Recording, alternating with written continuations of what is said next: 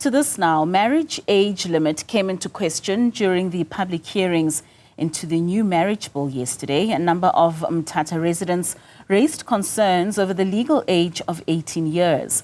They are calling for the minimum age for marriage to be raised to 21. For more on the public hearings on the bill, I'm joined by the chairperson of the Portfolio Committee on Home Affairs, Mosa Chabane. Mosa, thanks so much for your time and for joining us this afternoon. So, there are three separate laws that are currently governing marriage in South Africa, and that's the Marriage Act of 1961, the Customary Marriages of 1998 that gives provision to marriages such as those of polygamy, as well as the Civil Union Act of 2006, and that gives provision to same-sex marriages. But Home Affairs is now looking into introducing one single marriage law that will be all-encompassing for all these types of unions. What's the spirit behind this? Well, thanks and good afternoon. Thanks for having us.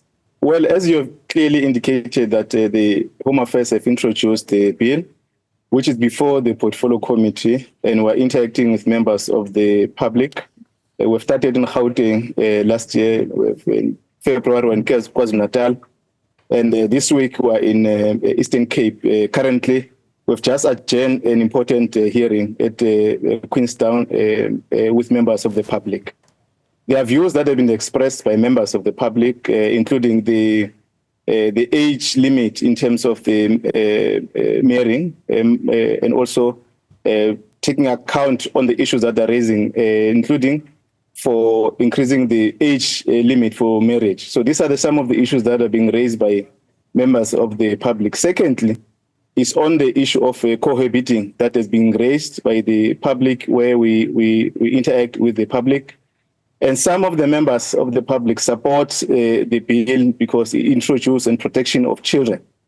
Some of the members are objecting the bill on the issues in relation to the same-sex marriage. And those are some of the issues that Portfolio Committee will continue to interact with as we continue the public hearings. Right. I mean, you've already touched on some of those concerns, and I just want us to hone into the one specifically about the legal age of marriage being that of 18. What are the main concerns of the community in wanting that age to be increased to 21?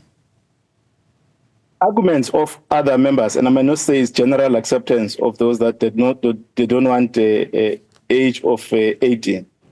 They indicate some of the issues that these children are still at school in the main. They may not have responsibilities to conduct marriage or to get into marriage at that particular time.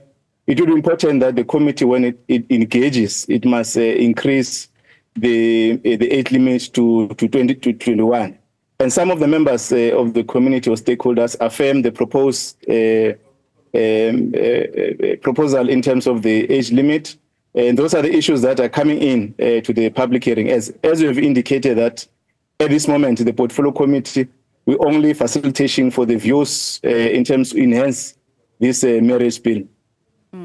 Speaking of those views, I mean, with some of the hearings that you've already had, specifically with regards to the Civil Union Act that came into effect in 2006 that speaks to same-sex marriages, you've had a number amongst older men as well as those within the religious sector arguing against this bill. How do you balance these views with regards to your implementation or your suggestions going forward?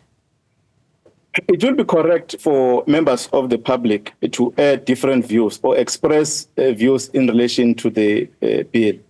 At this moment, the Portfolio Committee will not be able to pronounce its position that must be adopted for implementation because, as I've indicated, that it will be unfair for the committee or parliament to express a view, whereas we're engaging on the public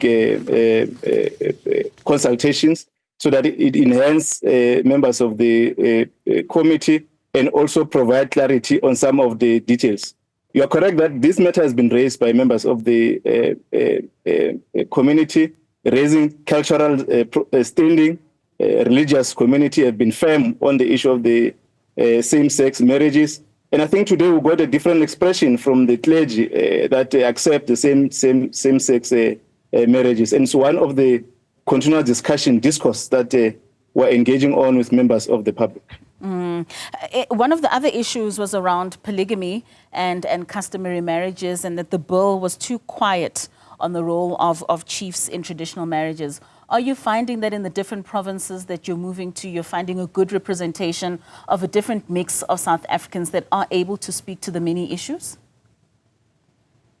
Yes, part of the areas, particularly in Chapter 5 of the amendment bill, it is give the minister powers to designate marriage officers, which include traditional leadership, religion, and any other person that has authority in terms of the jurisdiction of his or operation to facilitate these marriages. And that is an important matter that is coming out from the bill. And I think we're getting more interest in terms of involvement of all sectors or spectrum of society that must have been received designation to facilitate these marriages. What we can say, there's a more interest around or responses from members of the public, the communities, both in urban and rural areas, and including yourself as a media community that will assist to communicate this question of the amendment bill. At the time when the conclusion of the public hearings is then that the portfolio committee engaging with the Home Affairs that have introduced the bill, and therefore we have deliberations and present before Parliament. Though it will take time, because we need sufficient consultation with members of the community, stakeholders, political parties, and all South Africans that are interested on this question. So where are the next public hearings taking place if people want to become a part of these discussions? Here in Eastern Cape, we've started yesterday, as we've indicated, at Mthatha. We're here at Queenstown. On Thursday, we're at Kabeja at Duka Hall. We start at 10 o'clock. And we'll go to other provinces which are outstanding in Mpumalanga, Limpopo, Free State, Northern Cape, and Northwest.